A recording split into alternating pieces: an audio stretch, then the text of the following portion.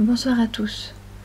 Dans cette vidéo, je vais vous raconter l'histoire de la disparition d'une jeune femme, maman d'une petite fille, qui se volatilise le matin du 6 novembre 2009. Les circonstances de sa disparition restent encore aujourd'hui inexpliquées. Cette jeune femme s'appelait Coralie Moussu, elle avait 32 ans. Je vais d'abord mettre en place tous les éléments qui mèneront à sa disparition, parce qu'on a quand même quelques horaires précis des témoins, etc. Donc on peut déterminer à peu près l'horaire de sa disparition. Donc on débute le 6 novembre 2009, tranquillement. Il est 9h15 quand Coralie va déposer sa fille au domicile de ses parents. Elle est en pleine préparation pour son concours de CAP Petite Enfance, donc elle veut s'accorder 2 heures de sa matinée pour réviser. Alors elle va discuter un petit peu avec sa mère autour d'un café, surtout sur les fêtes de fin d'année qui approchent, donc il faut préparer les décorations, le repas, et elle dit quand même qu'elle est un peu stressée pour passer son CAP Petite Enfance, puisque c'est un concours quand même important pour elle. Elle dira quand même être au bon moment de sa vie, puisque en 2005 elle aura subi un épisode dépressif quand même assez majeur, et elle est quand même suivie encore à ce moment-là par une thérapeute, et tout se passe bien en fait. Elle remonte la pente, elle a bien monté la pente aussi. Elle rentre chez elle juste après cette discussion et commence à réviser. Ensuite, autour de 10h50, elle va appeler sa meilleure amie Annabelle, et à 11h10 sa thérapeute, mais en vain. Alors sur le blog auquel je suis allée, je sais pas si elle a réussi à joindre son amie Annabelle, mais comme elle l'a appelée à 10h50 et sa thérapeute à 11h10, je suppose qu'elle a réussi à avoir Annabelle au téléphone. Ensuite, autour de 11h30, un automobiliste va la voir. Il va croiser sa Nissan Micra en fait sur la petite route, le chemin de la Nouve qui mène en fait au croisement. En fait elle tourne à gauche et puis elle va chez ses parents, et cette personne va la croiser et elle n'est pas très sûre que Coralie était seule au volant de sa Nissan. Elle n'est pas sûre à 100%. Et c'est cette personne qui verra Coralie en dernier. Donc il faut savoir que sur cette petite route, au milieu des vignes, il n'y a que 2 chemins. À gauche c'est pour aller au domicile familial, et à droite c'est pour un chemin inconnu, ça mène un peu partout en France. Donc le temps passe, et sa mère, ne la voyant pas arriver, va prendre l'initiative de ramener la petite à la maison, auprès de sa mère, et enfin de ses parents. Elle va se rendre au domicile de Coralie de son compagnon. Alors j'ai pas vu l'heure, en tout cas sur le blog, je n'ai pas fait attention. La porte d'entrée n'est pas fermée à clé. Elle va rentrer dans la maison, donc normalement, elle va appeler Coralie plusieurs fois, et Coralie ne répond pas. Donc elle va attendre, elle va penser que Coralie est partie peut-être faire quelques courses, ou alors simplement partie faire un jogging. Alors je sais pas si elle s'est rendue compte que la Nissan n'était plus là, mais en tout cas elle va attendre un petit peu. Je sais pas combien de temps, peut-être une petite demi-heure. Ensuite, elle va peut-être commencer à s'inquiéter et va appeler des membres de la famille. Et plus tard, c'est la police qui est prévenue. Alors, pour la police, il y a plusieurs hypothèses. Soit la fuite volontaire, soit un enlèvement, une mauvaise rencontre, soit les conséquences d'un épisode dépressif majeur, ce que la famille va complètement réfuter, comme la thèse de la fugue. Elle serait jamais partie sans sa fille. Et puis, comme j'ai dit précédemment, elle était vraiment dans le meilleur moment de sa vie, quoi. Elle commençait une nouvelle vie avec son CAP Petite Enfance. Elle avait un compagnon qui semblait génial, et puis elle avait sa fille qui lui a monté quand même bien le moral aussi. Et ses amis également. Le jour de sa disparition, Coralie était vêtue simplement d'un pantalon noir, d'un haut marron et de chaussons roses.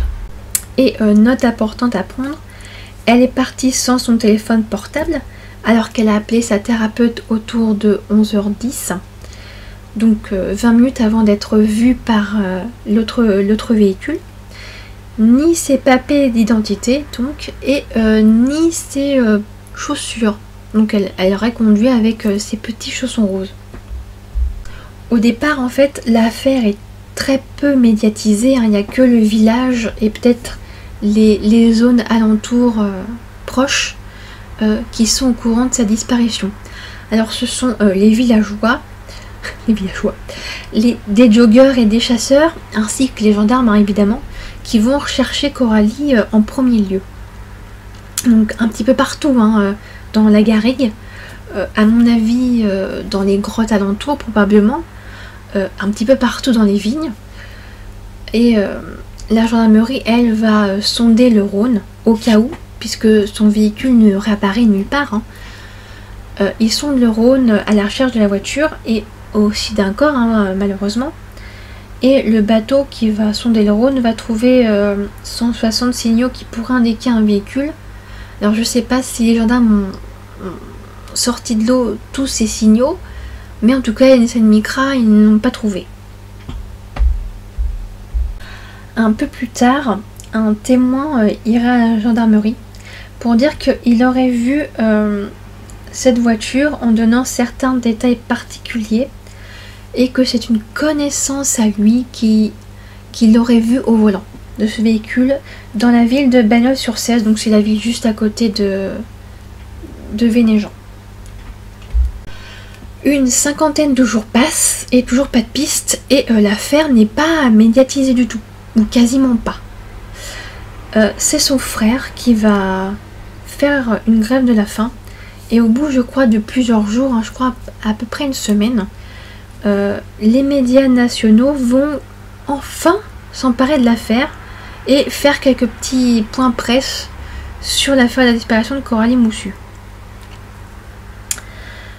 Mais sans plus, hein, j'ai regardé un petit peu sur Google ça et là, et c'est quelques petits articles, peut-être de 5, un quart d'heure grand maximum, c'est déjà ça, hein.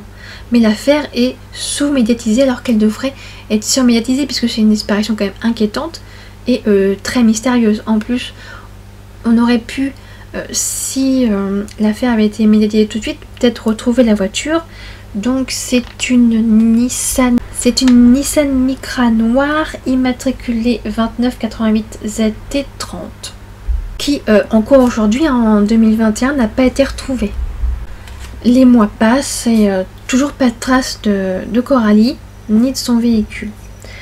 Et c'est le dimanche 19 décembre 2010, soit plus d'un an après sa disparition, qu'un promeneur va découvrir son corps dans la ville de Port-Saint-Louis-du-Rhône, donc à une centaine de kilomètres de Vénéjean. Port-Saint-Louis-du-Rhône, c'est une ville à la limite de la mer Méditerranée, hein. C'est la fin du Rhône en fait qui se déverse dans la mer Méditerranée. Et le corps sera formellement identifié comme étant celui de Coralie le 21 décembre et sa famille sera prévenue le 24. Une première autopsie sera effectuée sur le corps. Il n'y a aucune trace de fracture ni de blessure. Selon cette première autopsie, elle serait morte noyée et ne serait restée que 6 mois dans l'eau. Donc la piste criminelle à ce moment-là est nettement plus privilégiée que pendant la première année de recherche.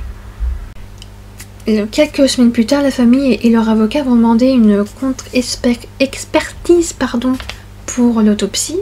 Donc une deuxième autopsie sera pratiquée sur le corps. Et cette fois, ce sera très contradictoire puisque le médecin légiste va dire qu'elle n'est pas morte noyée et que le corps a été retrouvé à Port-Saint-Louis-du-Rhône très peu de temps après son immersion. Donc ça va totalement à l'encontre en fait de la première autopsie, hein, parce que selon elle, cette première autopsie, elle serait restée que 6 mois dans l'eau, donc serait restée en vie du moment de sa disparition à peu près mai-juin. Et selon la seconde autopsie, elle serait restée vivante du jour de sa disparition jusqu'à peut-être, allez, on va dire 1 ou 2 jours avant la découverte de son corps à Port-Saint-Louis-du-Rhône. Mais il y a toujours très peu d'éléments, hein, puisqu'il y a, comme le corps a été immergé, même si c'est peut-être 2-3 jours avant qu'on la découvre, ou très peu de temps, ça peut effacer des traces. Et Sanissa Micra n'est toujours pas réapparu.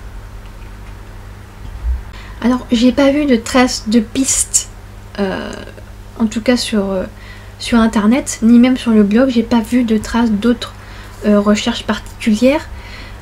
Par contre, en 2018, il y a eu la théorie Nordahl-Lelandais.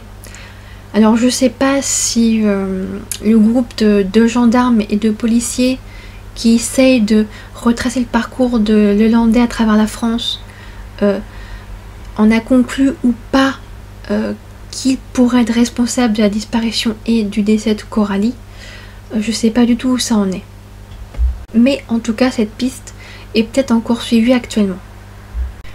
Donc, je pense que j'ai tout dit sur les circonstances de sa disparition, sur l'enquête à peu près bien menée par les enquêteurs, mais surtout ce qui m'a interpellé plus, c'est sa sous-médiatisation. Je comprends pas pourquoi en fait. Pourquoi c'est passé sous les radars en fait. C'est une disparition quand même très très inquiétante, mystérieuse de surcroît. Et ce qui est le plus surprenant dans cette affaire, c'est que dans les 2 autopsies, hein, ça a été montré qu'il n'y avait aucune trace de coup ni rien. Et pourtant, quand on regarde un petit peu sur Google Maps le Rhône, il y a beaucoup, je crois qu'il y a 2 ou 3 écluses, donc c'est l'endroit où les navires changent de zone après un barrage. En fait, je crois qu'il y a 3 barrages, donc 3 écluses.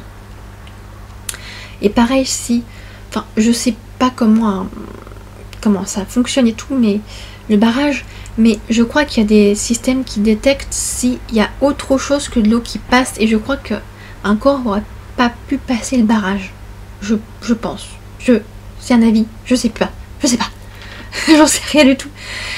Mais vu qu'il y a une certaine circulation de navires sur le Rhône, le fait qu'il n'y ait pas de traces du tout va laisser sous-entendre en fait que le corps a été immergé très peu de temps avant qu'on la découvre, parce que faut rappeler quand même que on n'est plus au bateau à voile, hein, mais les gens rament pas sur le Rhône non plus. Ils ont, comme tout le monde, hein, comme beaucoup de navires, des hélices plus ou moins grandes, avec un diamètre plus ou moins important. Et je puis vous assurer que se prendre un coup d'hélice, et bah ça laisse des traces. Donc le fait que le corps ait pas de traces du tout, pas d'éraflure, pas de contusion plus ou moins profonde, bah je pense que c'est ça qui a montré aux médecins légistes qu'elle a été immergée très peu de temps avant qu'on la trouve. Parce que sinon, le corps a été recouvert en partie de traces de coups d'hélice en fait.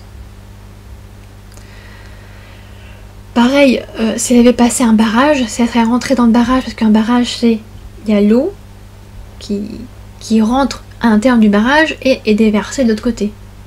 Donc pareil, le corps aurait été très détérioré, dégradé, s'il avait passé 3 barrages de cette façon.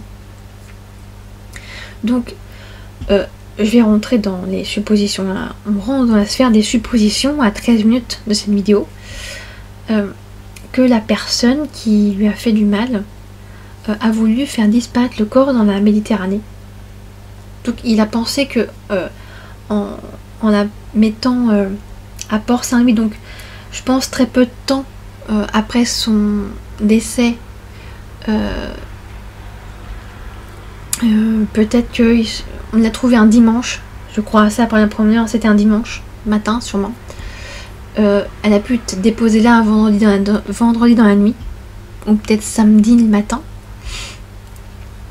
Donc peut-être pas à Port-Saint-Louis-du-Rhône, du coup un peu plus à l'aval, à l'amont, je sais pas. Comme je sais plus comment ça se dit. Enfin un peu plus haut quoi.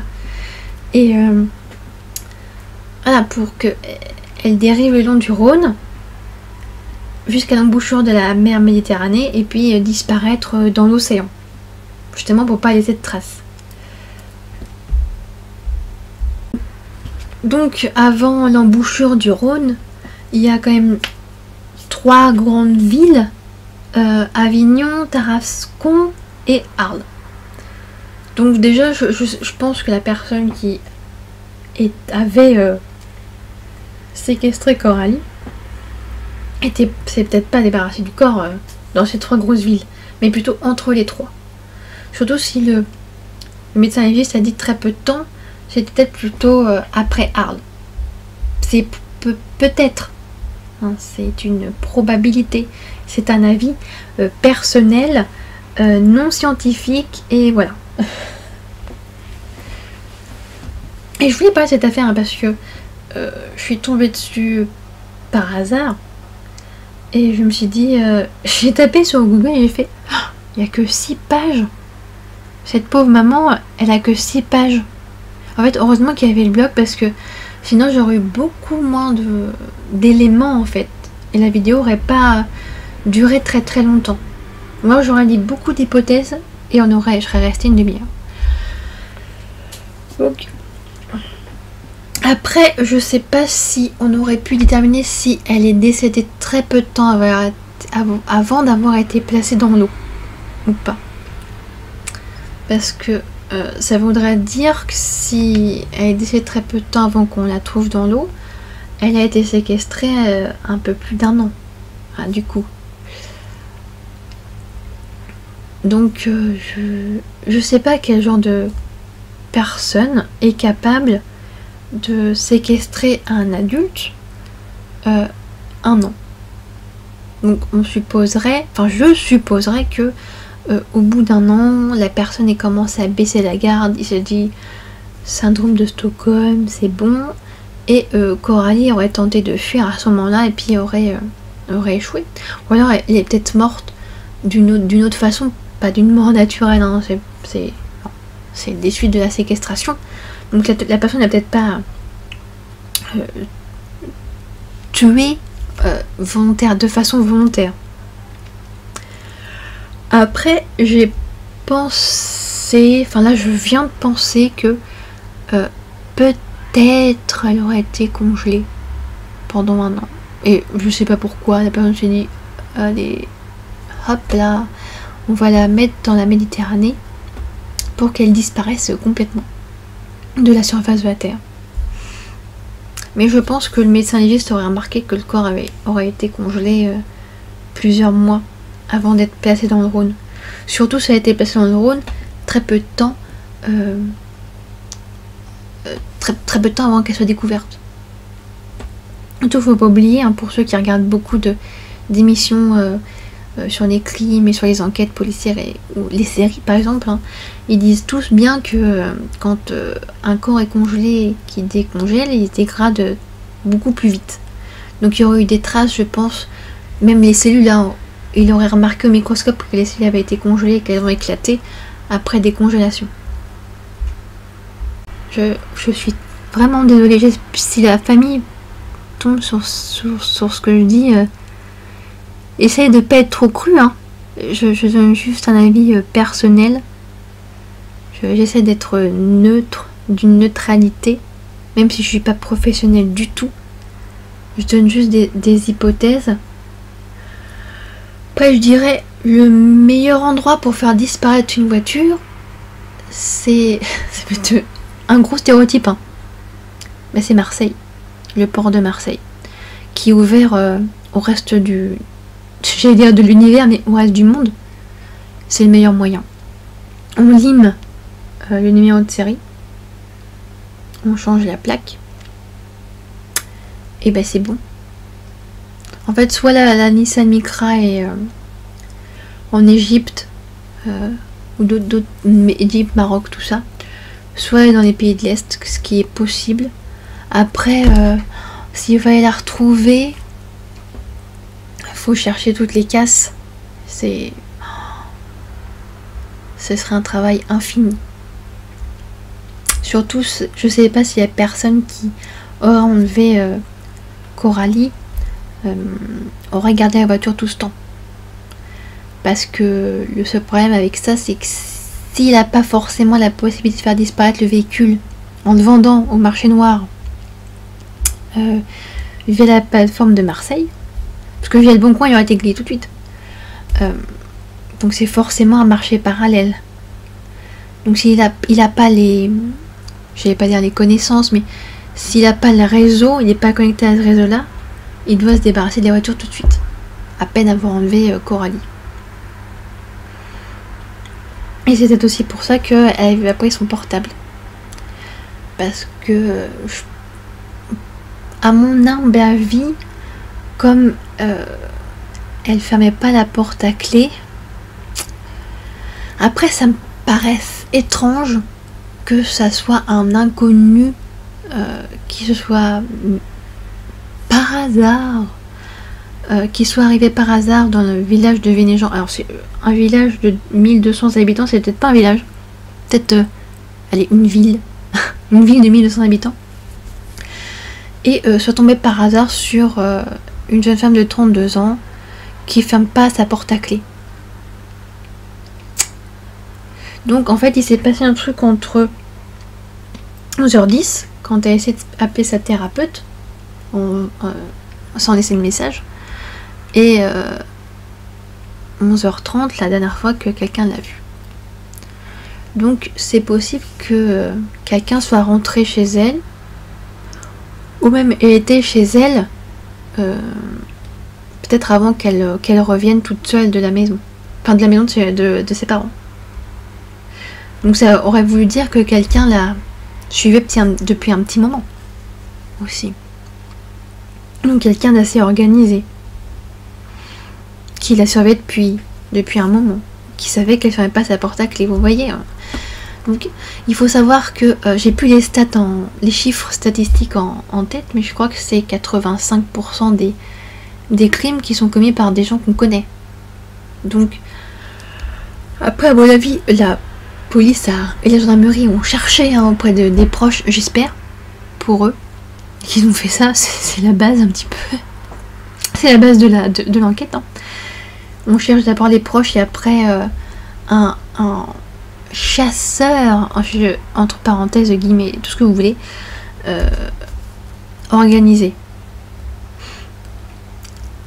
qui traînait dans le coin à Vénéjean par hasard depuis un petit moment à mon avis.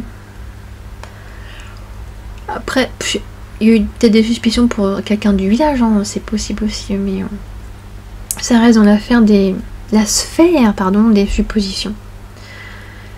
Donc je pense que je vais finir cette vidéo là parce que ça fait déjà 22 minutes que je parle. Si des membres de la famille de Coralie tombent sur ma vidéo par hasard, j'espère leur pas avoir fait trop de mal. J'ai essayé d'être neutre en fait, d'être pas professionnelle parce que je suis pas du tout, mais de rester sur les faits en fait, d'essayer de rester neutre le plus possible, d'utiliser des termes qui seront pas trop choquants parce que c'est quand même eux le vivent.